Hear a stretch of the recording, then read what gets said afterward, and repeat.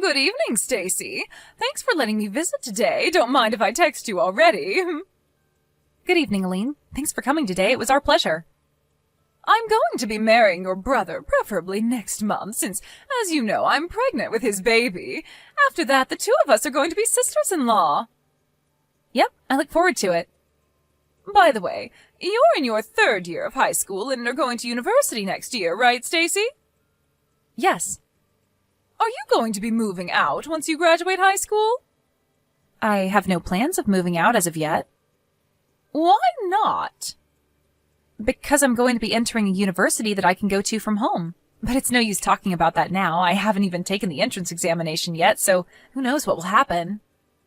Well, I guess that's true. Tell me when it's decided, okay? I'll probably be moving in with you starting next month. Oh, is that so? Well, I hope we can get along with each other when that happens. Hi, Stacy. Care to explain what's the meaning of this? What? My wedding ring was found in your room. I was looking for it these past few days since I thought I lost it, but to think that you stole it? Hold on, I did no such thing. But I found it in your room, under your desk, as if you were trying to hide it. I probably would have never found it if I didn't happen to decide to clean your room. I've told your brother and your parents about this. Everyone was furious. It seems that you were going to be staying here and go to university from home, but I told everyone that I'm scared of living with a thief when my baby is about to be born, and they all agreed to make you leave the house. But you didn't even listen to what I had to say. This is too unfair. But there was concrete proof that you had stolen it in the form of my ring hidden in your desk. I did no such thing, I promise you. No matter.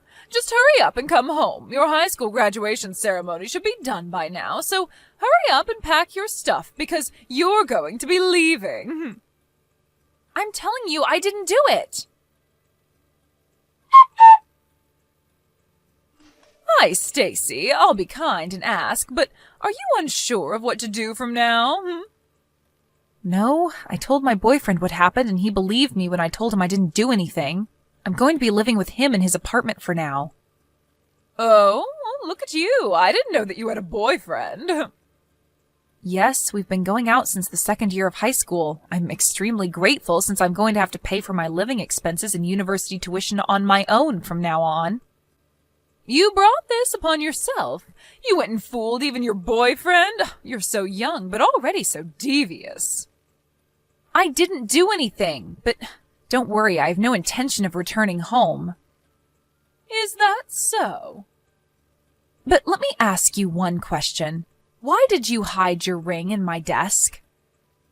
Well, I guess if you don't have any intention of returning, then, you see, I want to have a share in your family's property. Our property? Like I was saying, I wanted your property, so I seduced your brother Charles and made him drunk, bringing him into a love hotel. As you can see, my plan of getting pregnant with his child so he had to marry me was a huge success. Your brother is such an idiot. Seriously? And if I chase you out of the family, then my portion of the inheritance after your parents die will be larger, since you'd no longer be there to compete with me. Which is why I came up with the idea of making it seem like you stole my ring. But it's also no use telling your parents about it now. Now that I've had a baby, they can't possibly make me leave anymore as the wife of the eldest son. Not only that, but you're a thief in their minds. Besides, sisters-in-law are such a bother.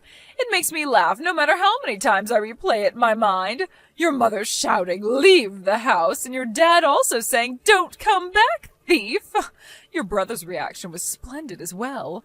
I cried to him saying that you had scolded me, and he got furious at you and said, "You have no right of talking to my wife like that. You're just a child and a thief at that."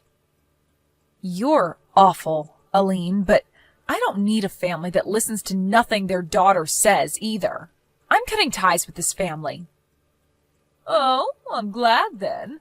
I mean, of course they believed me over you. I'm the one who gave birth to your parents' first grandchild, and as the eldest son's wife, I'm also going to inherit your family's property. No one's going to believe a stupid child saying that she did nothing, even though she has no proof.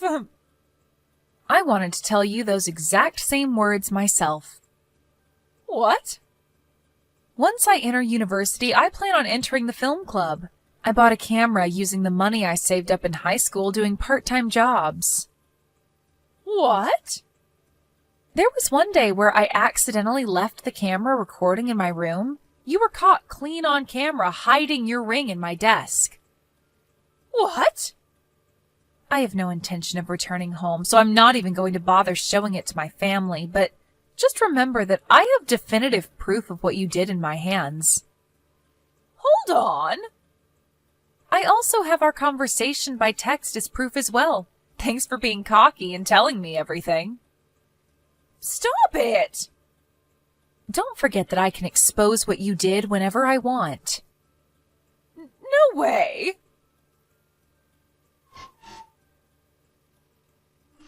Hey, Stacy!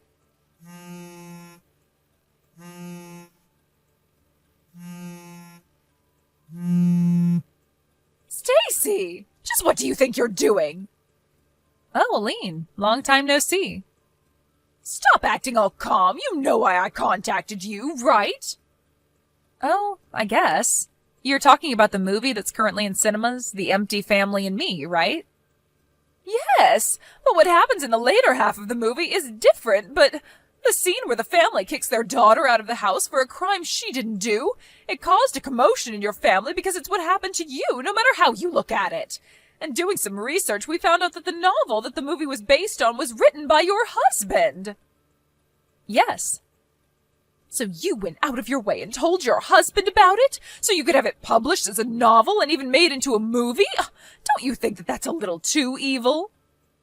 I told you a few days after I was kicked out of the house 10 years ago that I would be temporarily staying with my boyfriend at his apartment, right? My boyfriend at that time became my husband. Huh?